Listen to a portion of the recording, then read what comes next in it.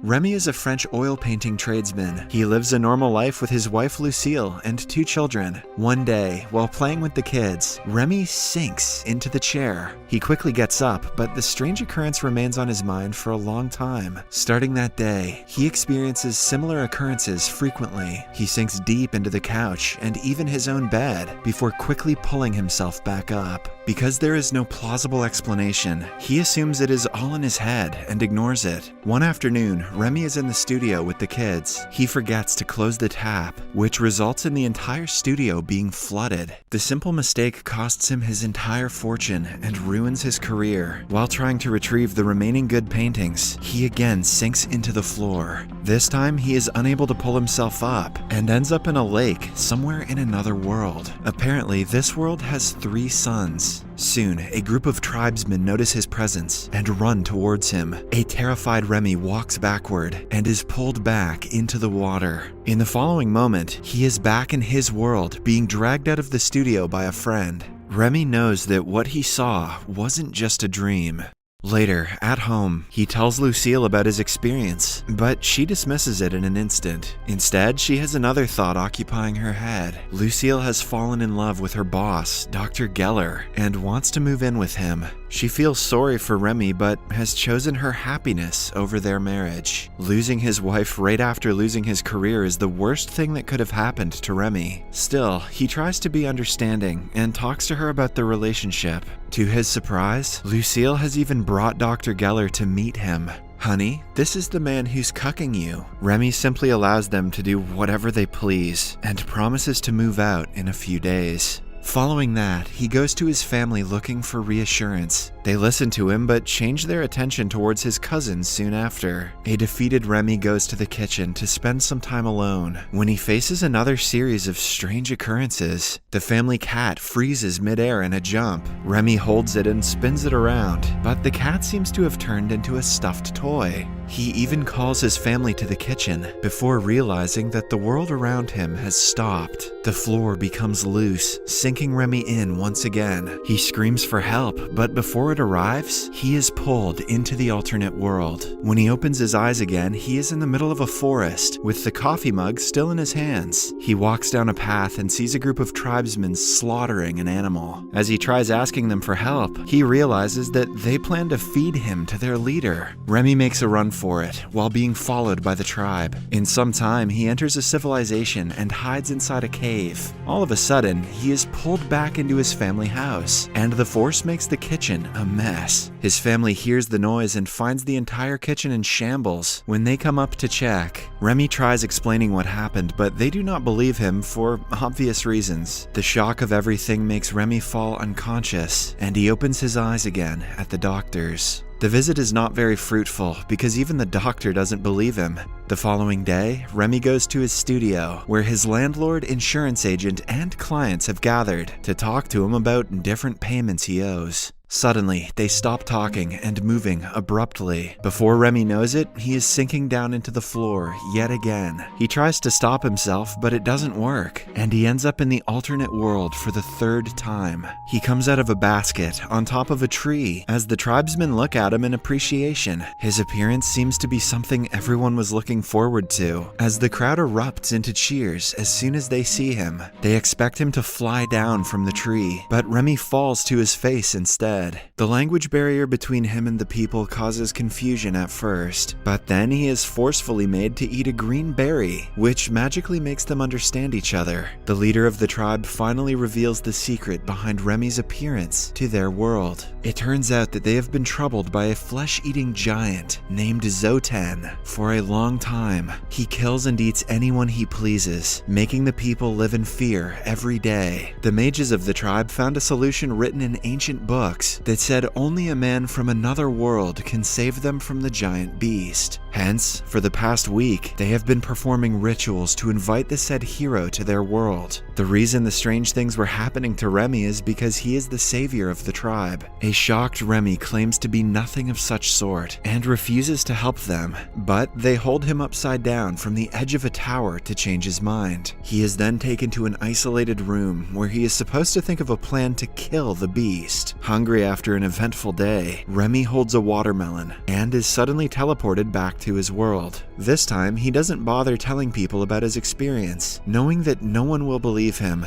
Instead, he goes to a library to investigate the situation further. The internet shows no answer to his problems, so he instead resorts to drinking a lot of protein to gain muscles and fight Zotan. In the following scene, he is back in the alternate world with renewed confidence. This is Remy's only chance to prove his worth, and he doesn't want to lose it. The tribe gives him a special sword before asking him for advice on how to get rid of Zotan. Remy tells them to move to a new village, promising to protect them on the journey. The villagers are scared, bound by a superstition that says that anyone who crosses the border will be struck by lightning. Remy proves them wrong by crossing the border first and encouraging them to do the same. This makes the tribe believe that he is definitely their savior. After walking for a few hours in search of a new place, they come across two of Zotan's men. The duo warns Remy to return to the village, but he fights them using his newly learned but surprisingly good fencing skills. He manages to kill one of the soldiers while the other flees to his leader. When everything calms down, the people start clearing up the dead body. When asked where they are taking it, Remy finds out that they plan to cook and eat it. Disturbed by the strange tradition, he orders them to stop immediately, and since the tribe doesn't want to anger their savior, they decide to do as told. A while later, a group of people reveals that Zotan is planning an attack on the tribe, and a war is about to take place. When Remy is back in the real world, he starts reading books on war tactics and history. He does research about battle formations, governance, and many more things to prepare. After finding out that the most important factor is a motivated troop, Remy gives a speech to the tribe the next time he meets them. With a little encouragement, the people are ready to fight for themselves and their families. One day, Remy decides to stay with the tribe and spends the night surrounded by women. They are all ready to do anything to please him, but Remy remembers being cocked and cannot get aroused. Their advances make him realize that he is still deeply in love with Lucille and wouldn't want to be with anyone else. Sometime later, Remy returns to his home in the original world. After tending to his son, he returns to the tribe, only to find himself in the middle of a battlefield. The tribesmen are losing miserably, so he asks them to retreat to higher ground. They do as told, preventing any more loss of lives. Then, Remy decides to put his strategy into action and goes to a sleeping rival troop. He starts insulting and slapping them at random, urging them to chase him. Things work out exactly as he had imagined, and the rival troop is exposed on an empty battlefield. This is when Remy motions his army to attack and hides inside a tree trunk himself.